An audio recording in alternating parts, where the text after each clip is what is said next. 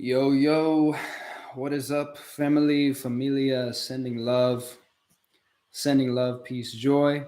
Um, so I'll get right into it. I've been diving back into the old global catastrophic risk rabbit hole, extinction level risk, in light of recent developments in AI.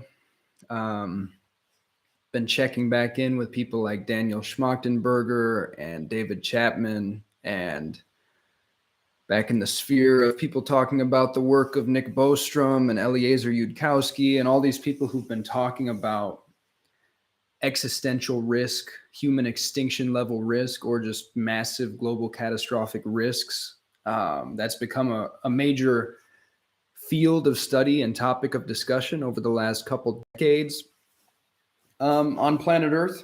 And I was really deep down this rabbit hole a few years ago. If people have been following my work for a while, you might remember that I, at one point, was quite focused on extinction level risk. I was writing a lot about it. I was fairly paranoid about it. I was quite worried about it, I would say. And I even made an entire rap album called Existential Risk under my alias Lost Boyevsky. So go check that out if you haven't. It's pretty entertaining. But yeah, it's been a while since I really dove down this rabbit hole, and it's feeling alive for me now to kind of revisit it within the context of everything that happened for me since that time. Because since the time when I was very fixated on existential risk, I've been through like a lifetime of profound, mystical, transcendent, entheogenic experiences. Some entheogenic, some occurring while sober, that radically reformatted my being. So it's just interesting to check in with myself and see what I'm feeling with respect to this topic. Um,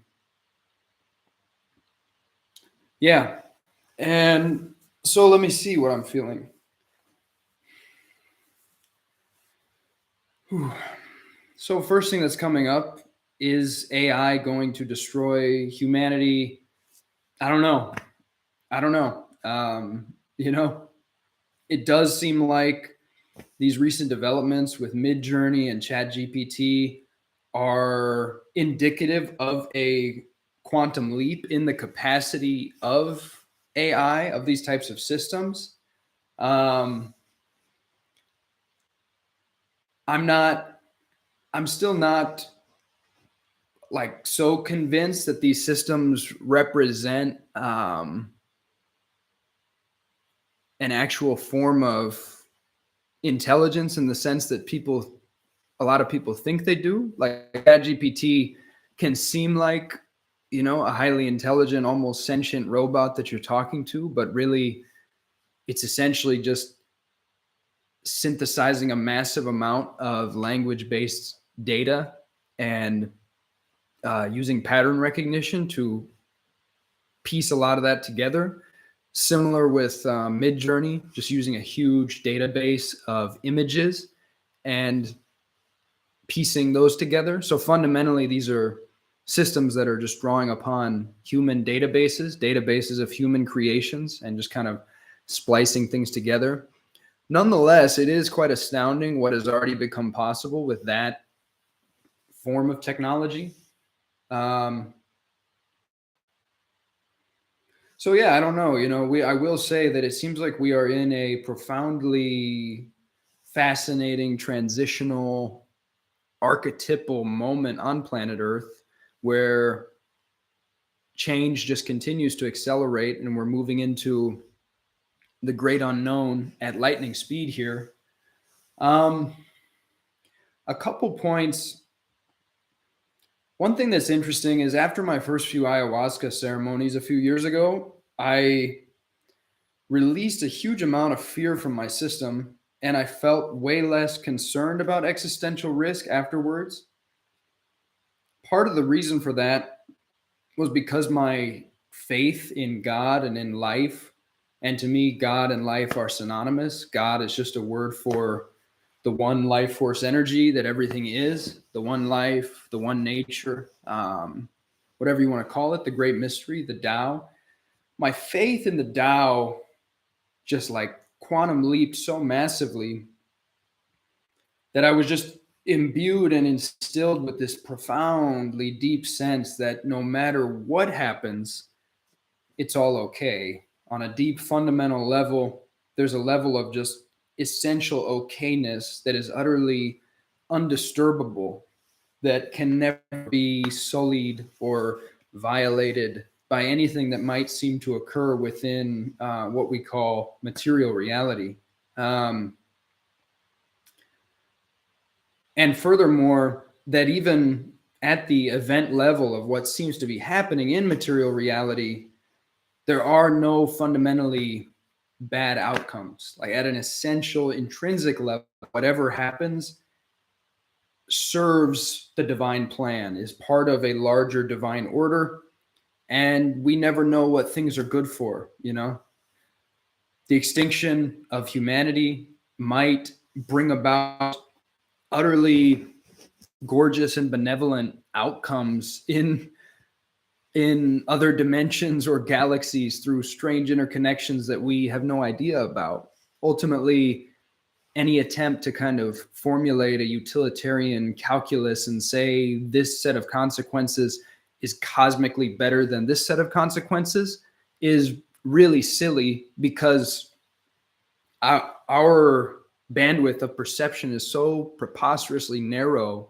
We're not even seeing like one iota, one like trillionth of all the different possibility trees and interconnections. We're not able to factor one iota of the data and see anything of the implications of any single chess move in this cosmos. So we cannot ultimately say what is good or bad for life, for the cosmos. It's kind of preposterous to do so, to say like, oh, that would mean that this was bad in some ultimate sense. Like, no, we really can't say that.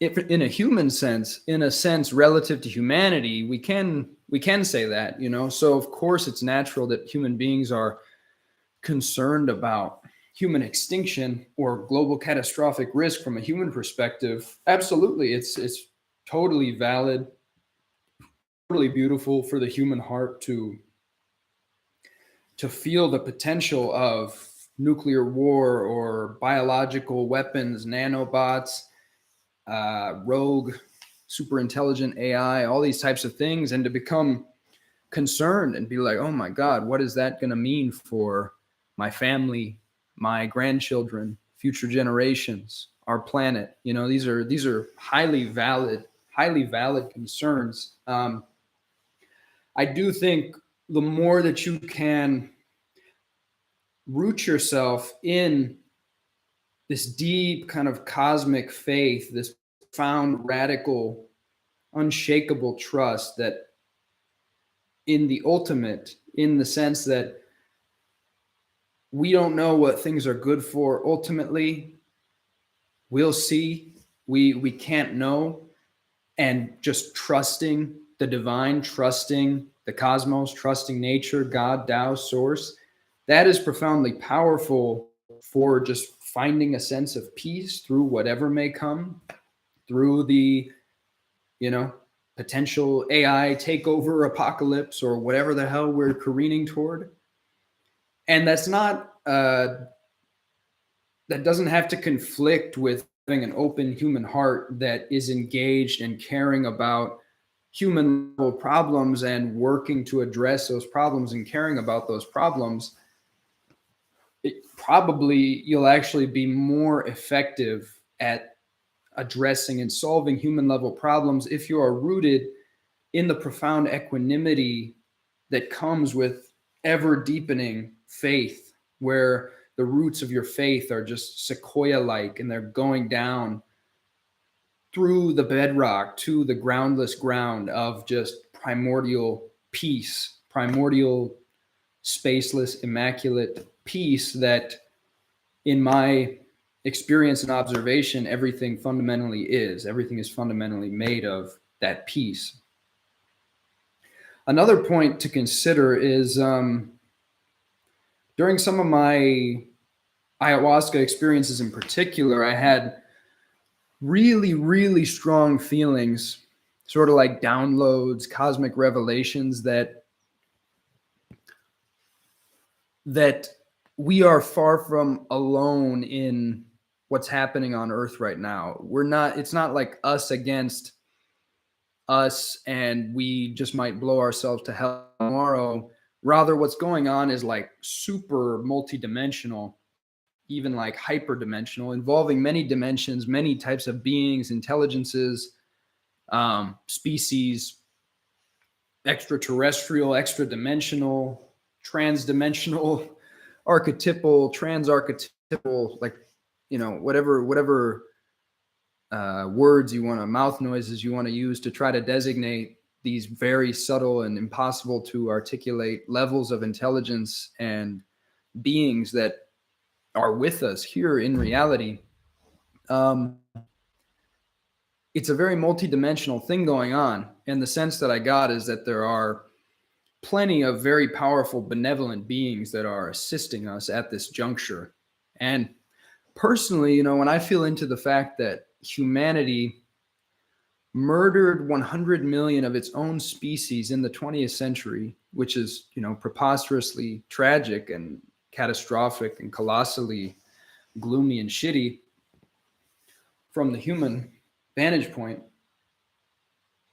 When I feel into that, and I feel into the fact that we developed the nuke, we got the nuclear technology around before the halfway point of the 20th century. I don't know when it was exactly, like when that was unlocked, the 30s or something like that. The fact that we've had that for, the better part of a century now, and we've barely used it. And not to mention, like, there have been, if you research this, you'll find there have been so many nuclear close calls where people like accidentally triggered nukes, or they started to try to trigger a nuke, try to fire a nuke, and then it didn't work for whatever reason. It short circuited, through various synchronistic coincidences. We somehow avoided larger scale nuclear disasters many times over the last century.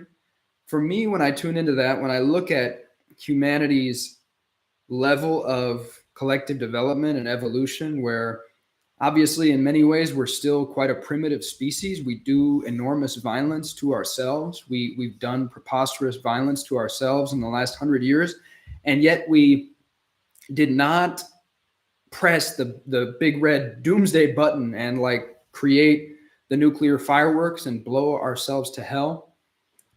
I think there's something there that to me is suggestive of forces beyond humanity that are kind of intervening in what's going on here and are like, oh, no, we're going to short circuit that one. We're not going to let humanity completely fuck itself up here because there's multi-dimensional implications of what's going on, and things are, meant to move in a certain direction. So we're going to kind of guide and oversee that and help things continue moving in that direction.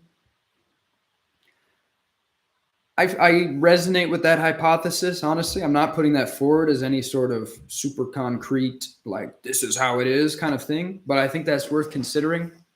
There's also a lot of like kind of new age and channeled material, and like David Hawkins, I think all kind of talks about this, basically saying that humanity's level of collective vibration or frequency has risen in the last few decades spontaneously because of influxes of high frequency energy apparently coming into this sphere at this time as we move gradually from one sort of age to another age, that our frequency has risen. And because of that, we are now past the point where our collective frequency would allow certain levels of disasters to occur, certain levels of collective violence. And I don't know if that's true, but it's another interesting hypothesis to consider. And I like these types of hypotheses because they point in a different direction from a lot of the conversations that are out there about existential risk.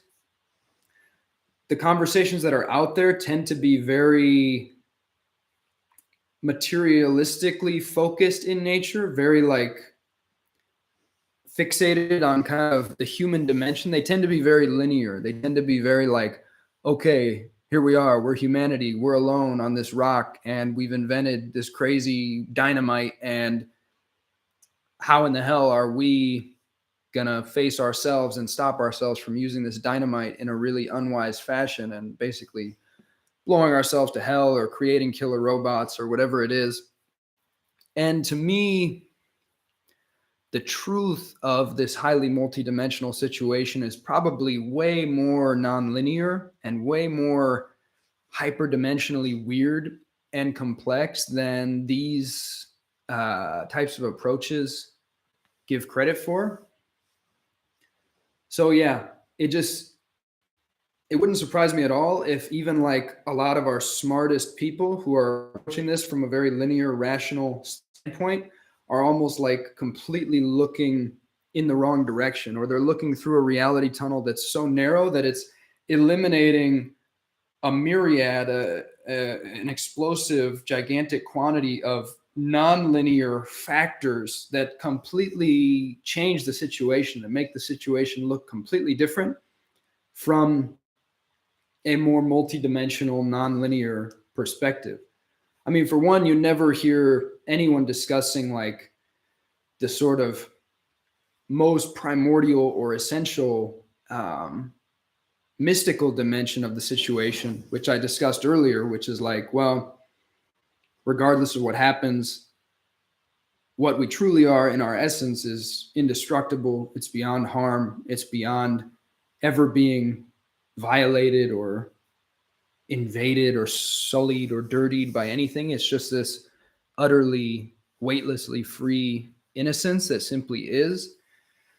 You know, you don't hear that level of reassurance entering this discussion, like the level of faith that has the faith to say, even if Earth literally becomes a wasteland and we destroy ourselves or we sink into a massive dystopia, still you can completely trust what is happening. You can trust that your essence is beyond harm. There's a level of your being that's completely untouched by that.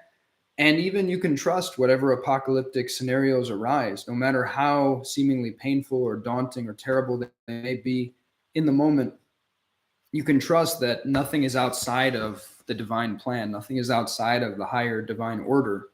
So there's that element of the discussion. And then there's this whole like somewhat more relative or entity focused nonlinear perspective, which just factors in the hyperdimensionality, the many dimensions of reality that are engaged in our perplexing debacle of a current situation. And when you start to factor that, when you're like, well, there's this multidimensional kind of dance going on between all different types of beings with God knows what motivations. Some of them seem like they kind of want to enslave humanity, keep us locked in like a fear frequency for whatever reason. Some of them seem like they want to help humanity liberate itself and break through to another echelon of well-being and consciousness, love, bliss, wholeness, etc. When you factor that, it's just like, okay, so the situation is much more nonlinear and strange and like unknowable than we give it credit for. Most of the conversations I see around this are still really locked within like a quite dualistic, scientific materialist paradigm, which, you know, there's a lot to say for that paradigm. There's a lot of good things about that paradigm. It is just one paradigm. It's one lens on this reality. And we need to be able to fluidly shift between lenses and paradigms if we want to develop the type of awareness, the type of intelligence that is going to be most useful, most skillful, most auspicious for us at this confusing juncture. We need to be able to, fluidly shift between lenses depending on what lenses are going to be most useful and revealing in particular situations. So at the end of the day, to kind of wrap this up, I don't know. I don't know if we're close to the end of the world or some kind of major global catastrophic risk. I do suspect there are probably going to be more large-scale disasters coming in this century. It's hard to imagine that there wouldn't be, with all the different things going on, the explosion of technology, this many people in the world, the economic shit show that's kind of going on, like massive inflation, all sorts of weird stuff. Essentially, though, yeah, point number one, you can trust nature, you can trust God, you can trust life, you can trust the Tao no matter what. Your essence is beyond harm. Whatever occurs cannot be outside of the divine plan, the divine order, the higher order that everything operates within. Nothing can fundamentally disobey God's will, divine will, whatever you want to call it. That is my fundamentally deep feeling. And even at the level of events on Earth are not as linear, not as quantifiable, not as knowable, not as scientifically, materialistically coherent as most people speaking about these subjects believe that they are. There are way more factors involved. There's way more beings involved. We just really don't fucking know at this point what's going to happen. To a huge extent, it's out of our hands. No matter how much we, really try to focus on how can we align these AI and values. It's like there's stuff. We're caught in a tsunami wave of change here that is way bigger than us. It's admirable to care about the direction of that tsunami and to kind of attempt to take a little pail and scoop some of the water in a different direction. But ultimately, like, that tsunami is going to go where it's going to go. There are reasons to believe that we can be much more optimistic than a lot of these people are. There are a lot of the people in the existential risk space tend to be quite like doomsaying in nature. And it's understandable. I mean, how could you think about these subjects all day without becoming kind of a doomsayer? It becomes quite an ominous, all-engulfing reality tunnel when you're thinking all day about global catastrophic risk. That's what I found when I dove into this a few years ago. And then I kind of snapped out of that reality tunnel. And to me, just connecting directly with the energetic reality of what's happening on Earth, I personally feel more optimistic about where things are going. I feel there is multidimensional support. I feel there are beings and, whatever you want to call them, angels, guardians, higher dimensional intelligences assisting us at this time. I believe entheogens are one very clear earthly portal for connecting to some of these higher dimensional benevolent intelligences. And I just think there's way more going on multidimensionally, hyperdimensionally, whatever you want to call it. Words can't say this stuff, than a lot of the conversations give credit for. So that's my fundamental take at this time. I thank you greatly for listening. And I hope you found something useful here. If you dug the vibe, click like, click subscribe. Much appreciated. Much peace, much love, much joy. My name is Jordan Bates. I am a writer, rapper, coach, men's coach. I create men's circles. I do one-to-one work. So get in touch with me if you would like to do so and want to dive deeper. All right, family. Much peace, much love. Take good care. I love you.